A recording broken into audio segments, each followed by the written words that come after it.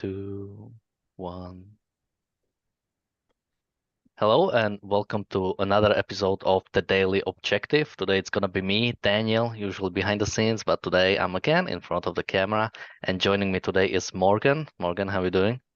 Not too bad, man. How are you? I'm all right, although I learned I'm gonna pay millionaire's tax, so that's always fun. Let's all mourn for Daniel's finances for next year. And so today we're gonna talk about some comments that President Macron did, but specifically about how Israel's stated goal of destruction of Hamas is gonna take decade.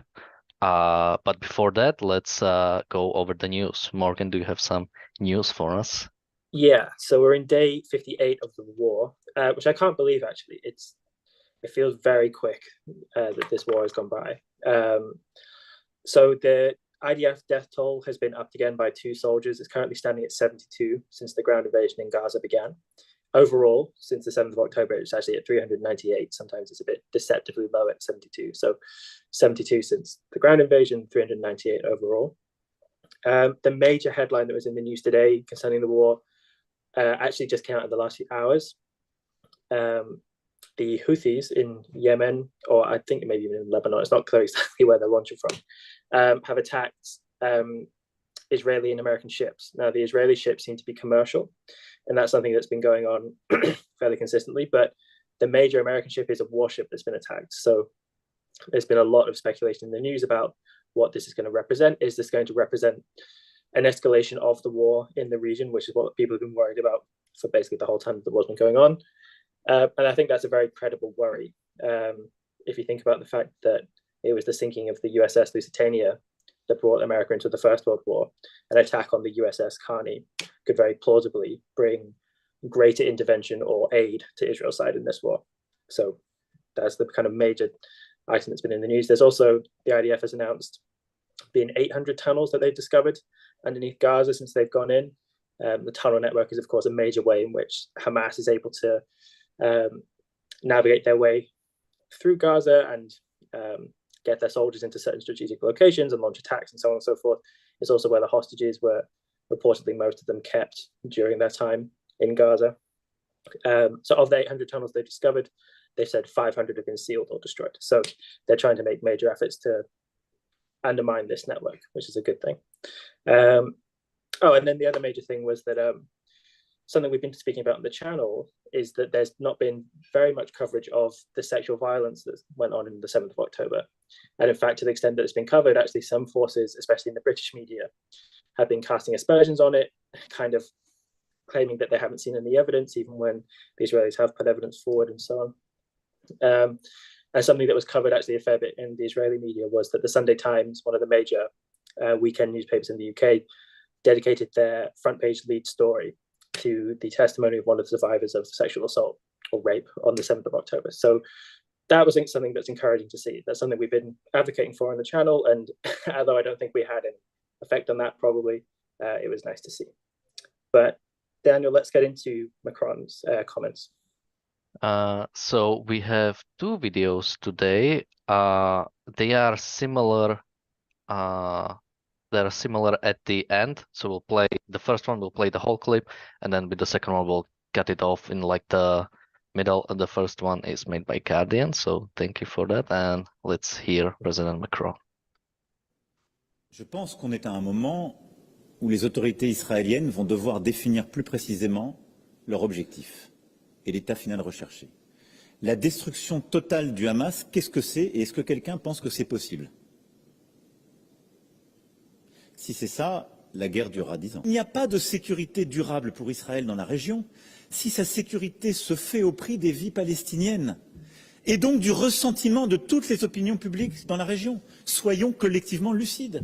Et la position de la France ne change pas sur ce point. Je me rendrai, vous l'avez dit, juste après pour voir l'émir du Qatar, à la fois le remercier du travail qui a été fait et poursuivre ensemble le travail pour essayer d'engager une nouvelle trêve le plus rapidement possible, conduisant à un cessez-le-feu. So, Morgan, what was your first reaction when you saw this? Basically, that Macron, it's a very strange thing for Macron to say. There's something right about, I think people should question what Israel's objectives are, in the sense that they've not been living up to them. So you can critique their objectives from kind of our perspective, I guess, and say, look, you're not really being serious about this. You're not really pursuing victory at all costs, and so on. But from his perspective, it's that the destruction of Hamas is impossible. Now, if what he means by that is because an awful lot of Hamas's leadership is residing in Qatar, okay, but the elimination of Hamas in Gaza, he doesn't actually state why that's a 10-year objective, and why also it being a 10-year objective is completely implausible. It would be terrible, of course, if the war in Gaza did last for 10 years. But let's not forget that this is basically a conflict which has been going on for 17 years, if we at least count from 2006, right? So something that's awful about, I think, the side he's representing is they always seem to, they're claiming they're striving for a ceasefire, for peace, for the ending of conflict. Yet if any serious look at the history of this, they're perpetuating the conflict. They're dragging it out further.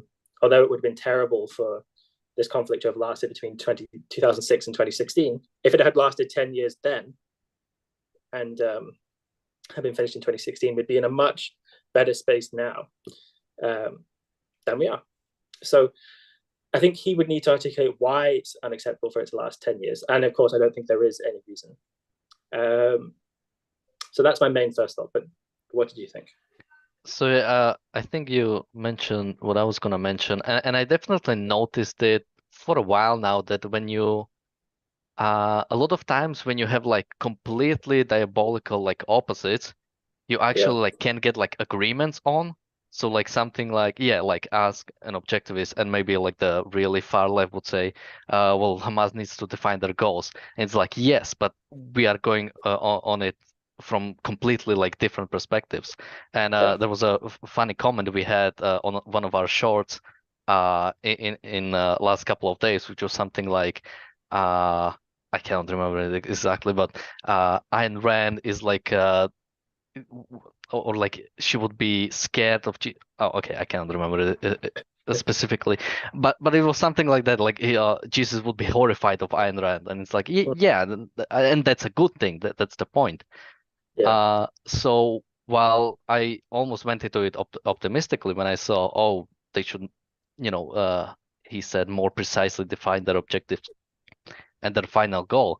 One, I was like, okay, yeah, that's a good point. And on the other side, I was like, okay, actually, that's a really good point. And I went looking into it, like, okay, how precisely Israel has like stated this goal. Like we have heard, I mean, even we've said it, and we've heard it a lot, that the goal is the destruction of Hamas. But what does it mean really is, I think, a decent question. And I can tell you a little bit about it, but can you think about what would it entail, the complete destruction of Hamas? So the complete destruction of Hamas in Gaza, or just of including people in Qatar and so on? I guess that's part of the question, I guess. Yeah. What exactly? So that's a good starting point. I think if, in terms of what it would mean the destruction of Hamas in Gaza, that would basically mean the eradication and or capture of all of the fighters there who can be identified, of the leadership structure, their means of communication, seizure of any arms, stockpiles that they've got, and so on. And then ideally, I think it would also mean, but this would be a lot harder and would be a longer term project. I think it would be breaking the connection of the civilians with Hamas, right? One of the considerations here is, well, is Hamas going to rise up again? And one of the things that he mentions, which I want to get onto in a minute, is he mentioned the resentment of all the public opinion in the region, as if Israel doesn't have that resentment anyway. So people bring up a kind of point about, well, is Israel, by taking this military action, not going to earn the resentment of the people in Gaza? And then the sons who are young now, in 5 years or so, are going to be the new Hamas. So that's a legitimate concern. And so I think ideally victory or the destruction of Hamas would mean breaking any kind of resurrection of them in 5 or 10 years' time. But basically it means the eradication of the fighters, their capture, and of their infrastructure, weapons, and so on. That's what I think the eradication of Hamas in Gaza would mean. So I think you have it pretty much on point. From what I've read, one of the main thing, which I believe by this point they somewhat achieved it, is to cut out the funding. So make sure there is no funding coming in from Iran, from Qatar. One of the points they had there was the elimination of the leadership, and they mentioned specifically the top three Hamas people that are in Qatar. And yeah, to here maybe I just haven't found out, but I really am not sure how that to what extent can you achieve that? Like how can you get rid of the people in Qatar? Yeah, And it's a good point, and it's a problem for wanting the total eradication of Hamas because the Qataris probably aren't going to give them up anytime soon. But sorry, I interrupted you. Actually, if you had something to say, finish what you were saying. Yeah, I was just gonna. So this like time wise, like 10 years. I'm wondering if he just said it as like an exaggeration, because like I'm having a hard time like seeing how exactly would it take 10 years. Like at this point, I believe from what I've last seen, Israel controls about, let's say, half of northern Gaza, and they're already bombing the South Gaza and are preparing invasion there. And we are 2 months in. I mean, obviously, the biggest part would be making sure there are no like remnants in the tunnels, since to eliminate Hamas, you have to eliminate it completely. And if you have like these cells all around, you haven't really achieved it. Yeah, I agree with you. I find his irritation with the idea of that being the goal a bit strange as well. Because it feels a bit like saying, France during World War II, like the objective of the Free French government being, what, you want to destroy and eradicate all of the Nazis? Really? How are you ever going to do that? You can't control what goes on in people's minds. Maybe by killing these Nazis, their sons will become Nazis one day.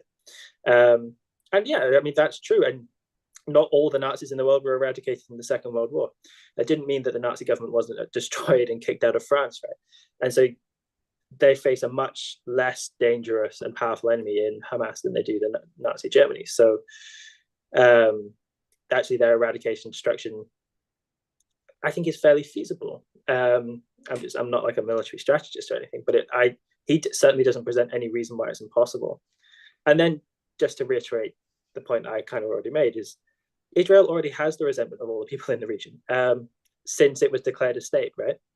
So even though there's been kind of some progress with normalization talks in the last year, which I would suppose has been kind of scuppered now,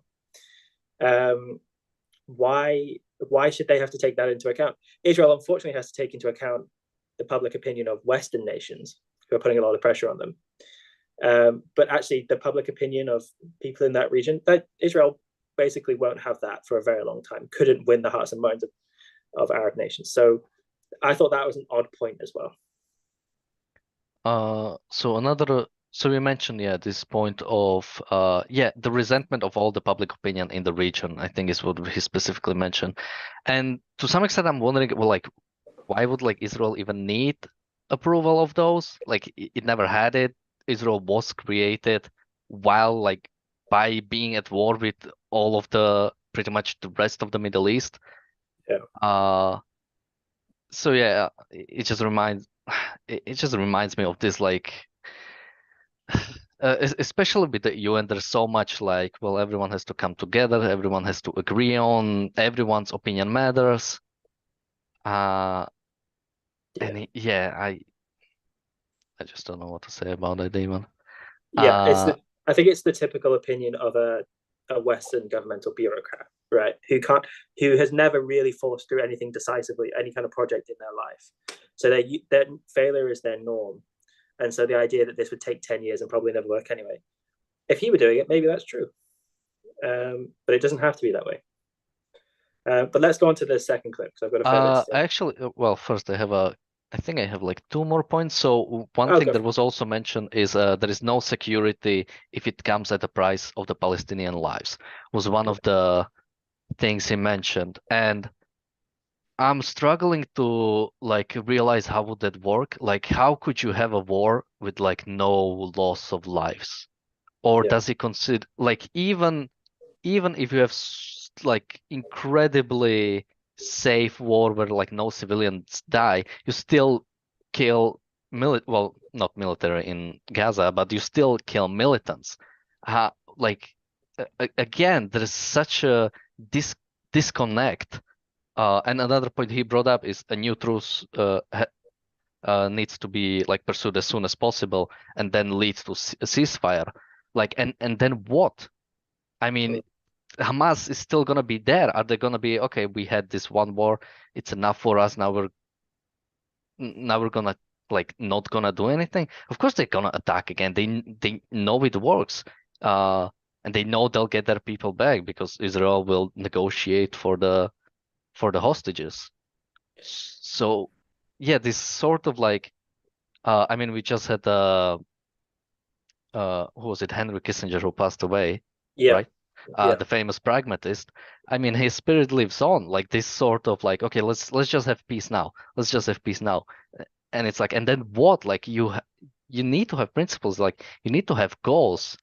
And Yeah. I mean, he says Israel should have precise goals, but what is he thinking is going to happen? Well, that I think is a very good point, because people in the West are banging on about how all they want is peace and so on, and yet there's no way I think you can seriously hold that opinion. And so I think what our leaders, a lot of our journalists are convicting themselves of is being essentially unserious. Their tone in speaking about the war is that they're very concerned, they're very, they're taking this very seriously, they're appalled by the violence on both sides, and so on. But if you don't have a look at the history of this and understand that if there's a ceasefire now, that this will happen in 2 years' time, because it happened 2 years ago, right? It happened in 2021, and so on, then you aren't really thinking about this. Like we aren't geniuses, right? We don't run nations, but that's a really important point. And if they addressed that and had some perspective on it, that would be one thing. But they don't. They don't do that at all. There's the kind of pseudo 60s hippie perspective that the Pope gives you about give peace a chance and all this kind of stuff. And Israel's done that. Israel's given peace many, many chances, right? And the Romans had it right. If you want peace, prepare for war. Should we play the second clip? Let's do it. Nous reconnaissons le droit d'Israël à se défendre. Mais dans le cadre du droit international, du respect du droit humanitaire, et ce droit à se défendre ne peut en aucun cas être un droit à attaquer les populations civiles. Et donc je souhaite qu'on puisse à nouveau faire cesser les armes pour reprendre le travail humanitaire, la discussion politique et le travail sur la libération des otages. Aujourd'hui, il est suspendu, vous l'avez très bien dit. J'ai eu la discussion avec le président Herzog hier. On va avoir besoin de plusieurs jours de travail. L'objectif est à la fois de donner de la visibilité sur les conditions à nouveau de libération d'otages, aussi sur d'autres garanties de sécurité qu'Israël pourrait demander. Et donc c'est une négociation permanente qui se poursuit. Évidemment, nous restons très préoccupés et la position de la France ne change pas sur ce point. Je me rendrai, vous l'avez dit, juste après pour voir l'émir du Qatar, à la fois le remercier du travail qui a été fait et poursuivre ensemble le travail pour essayer d'engager une nouvelle trêve le plus rapidement possible, conduisant à un cessez-le-feu. First, before you even say anything, I love when like people use but in a sentence. It like completely obliterates the whole sentence because and there's that I mean, saying Israel has a right to self-defense, but I mean, then you don't believe Israel has a right to self-defense if you have to put clarifiers. And I know there's been very like famous and funny meme when Russia attacked Ukraine when he said, "I don't want a third world war." However, yeah. But what are your thoughts about this second clip? Yeah, no, I agree. There's a movie coming to mind now that you said that. I can't remember what it is, but it says that there's some line about whatever comes after the word "but" in a sentence is bullshit.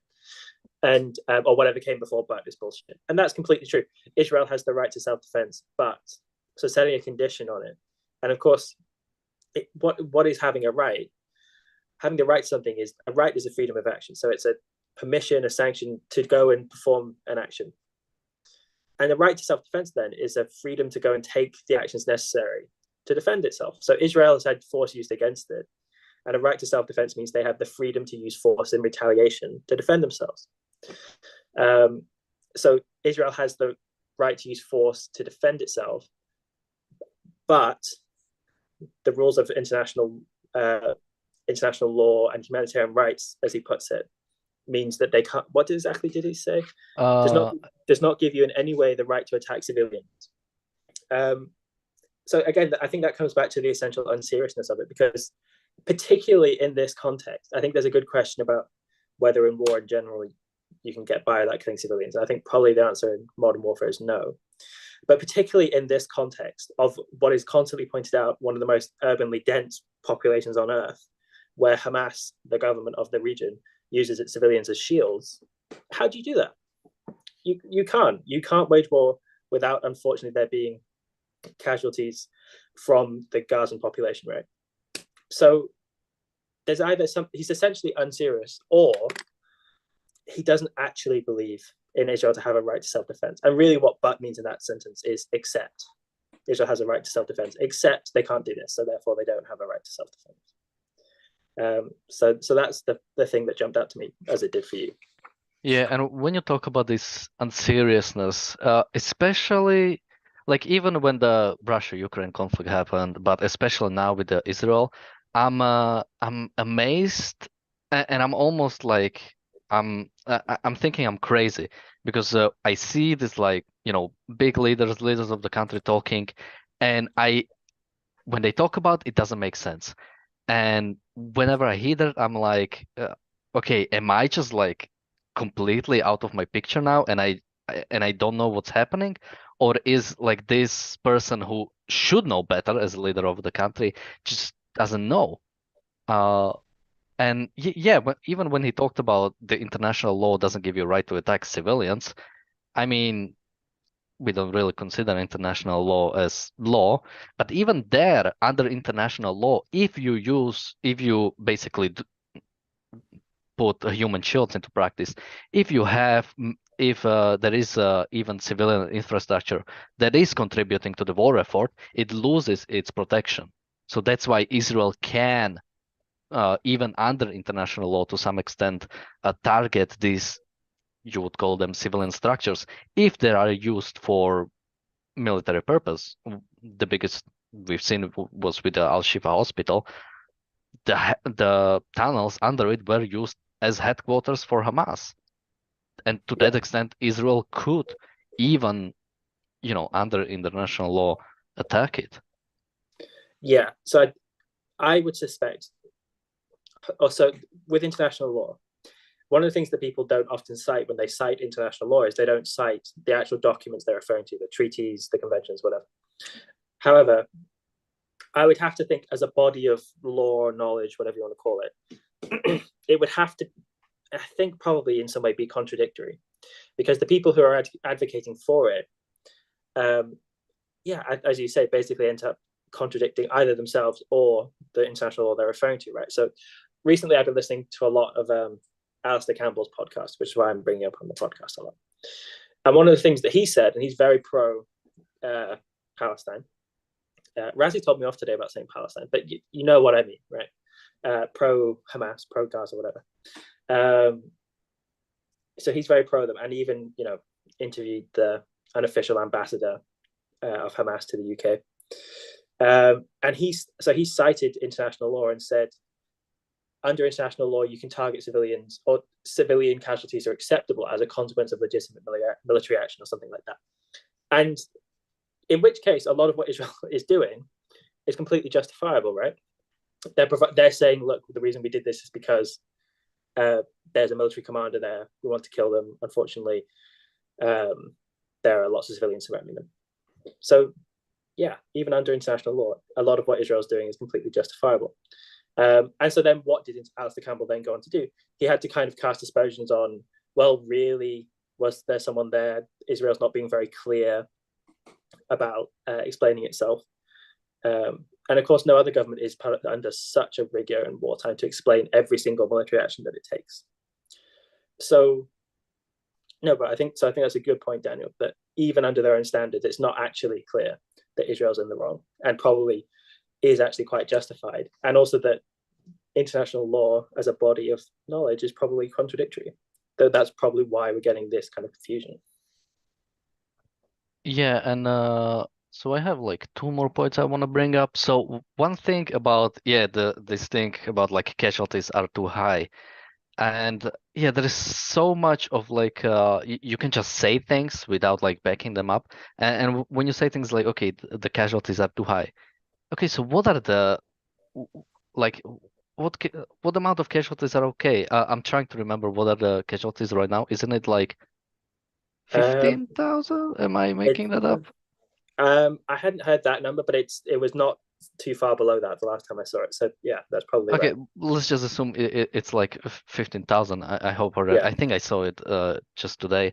And okay, so what? 10,000? 10,000 be okay? 5,000? Like what what kind of standard do you even use for that? I mean, this is a pretty dark and bad joke, but I was playing around with the idea of like doing spreadsheet of points. If like, okay, if you kill a militant, that's 1 point. If you kill civilians, it's 2 points. And with every attack, you have to like equalize it. But what is the like they always talk about it, but they never talk about the other side. They never talk about, okay, what should Israel do? Yeah, I mean, no, it's a good point. Why do the numbers actually matter? In the sense that morality isn't a calculus. Like utilitarianism is wrong. In the sense that the war surely they wouldn't even think the war is suddenly justifiable if it were 499 people, but when it's 500 people, whoa, that's suddenly too many. Or now let's say it's 15,000. What is the principal difference between 15,000 and 12,000 and 9,000 and so on? There isn't one. War is obscene of it in and of itself on principle, or it's not, or you don't believe it is. The actual number of how many lives it's taken is neither here nor there. It might increase.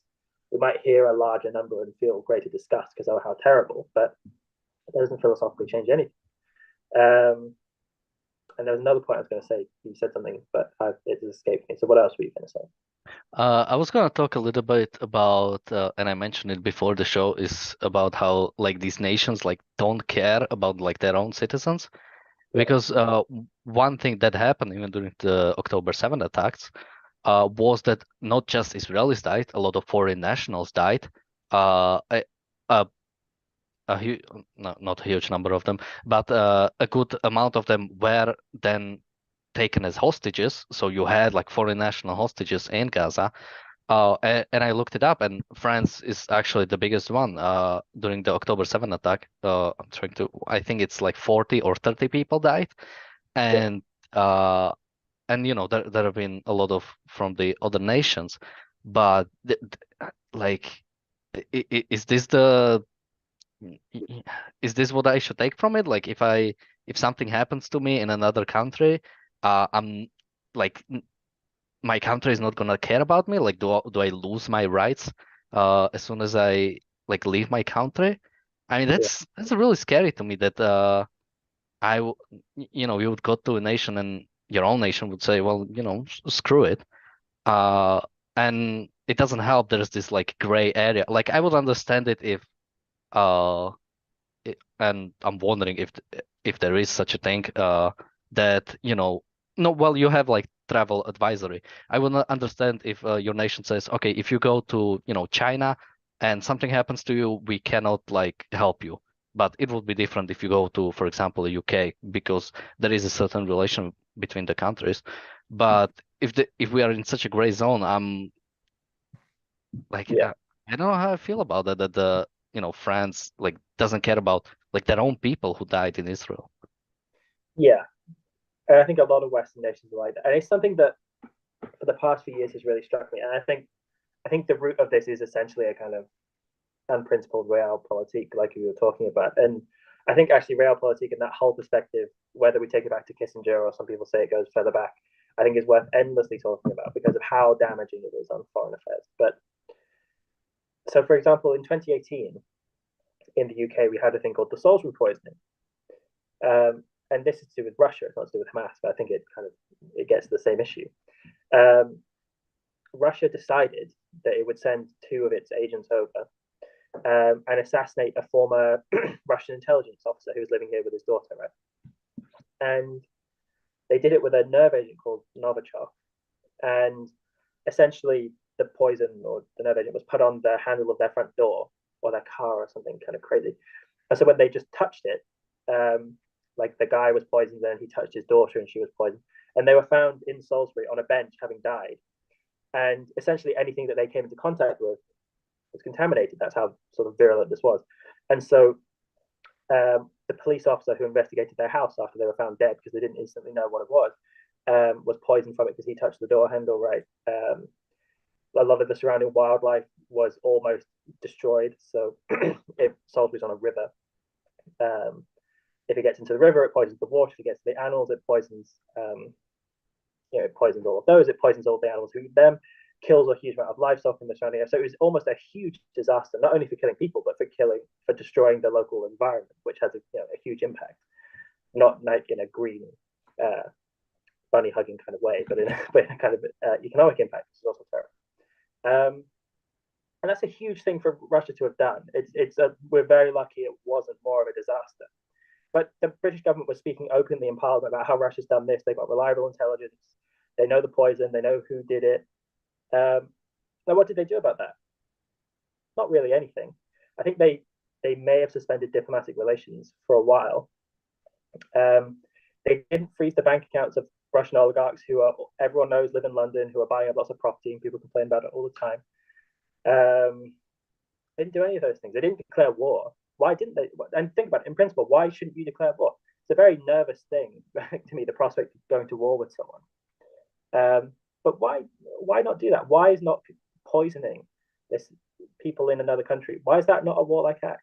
And they poisoned people before. They poisoned Litvinenko in London in 2004, I think it was.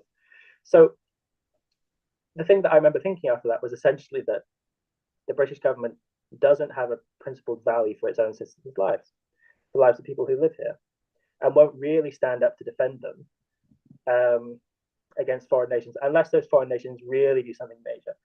Just here or there, kill some people, damage our country, and all this kind of stuff. They'll get away with that because we don't have the nerve to stand up against them and do it, and stop them doing it. And to bring this back round to Hamas, British civilians were killed in Israel as well, along with US and lots of other places. There were stories in the news of a father from Liverpool who was devastated because his daughter was taken hostage, right? I think she was called Emily Hand. Now, our government might have levered diplomatic pressure and would have levered it upon Israel, unfortunately, to try and get that back, but they didn't really do very much. And so I think a consequence of this unprincipled perspective is not actually valuing your own civilians' lives. If you asked, I think, our governments, they would probably say that they do, but they don't take the actions necessary to show that they value them when it counts. So I think it's a terrible thing. Yeah, and it's even sadder to see that they do care about some people, but it's never their own citizens. It's always the other. And right now it's the Palestinians, but at some other point it's always going to be someone else, but not their own citizens. It probably feels best to be a Palestinian as well, because the whole world's hearts are bleeding for you, and yet you're having the shit bombed out of you. So the whole world will bitch and moan about it all day long. Yeah, will they actually stop Israel from doing what, from their own perspective, is a terrible thing? No, they won't. So stop doing that. Israel was attacked. It has the right to do this. Stop issuing all this moral condemnation on them. Or if you really think it's that bad, stand up and do something. But they won't. Let me thank our super chatters. We had quite a few. So first, thank you, Jonathan, for your $10. Thank you, Bonnie, for our $1. Bonnie's donating every day. And I think so is Jonathan, so that's also admirable. Thank you, Gail, $2, and thank you, Jonathan, again for $1. So, Morgan, do you have anything to say before we wrap up? Not too much. Aside from that, I think the French people will be much better off when Emmanuel Macron is out of office. I remember when he was elected, and he represented to me just the kind of continuing embodiment of corruption. I think I may have said earlier that he never has worked outside of government, but I think he was private sector before that. But oh well. But just correcting my mistake. But yeah, I think he's a symbol of status quo corruption, and we need to get away from that. We need to really get away from the status quo. And I think his comments on Israel and Hamas are symptomatic of the status quo attitude, which is what's leading to the conflict continuing. So we need to get away from this. And one way to get away from it slowly is to support Ayn Rand Center UK. Make sure to become a member. And if you cannot support us financially, make sure to like, share, subscribe, and make sure this message is heard. Thank you, Morgan, and thank you, everyone, and bye-bye.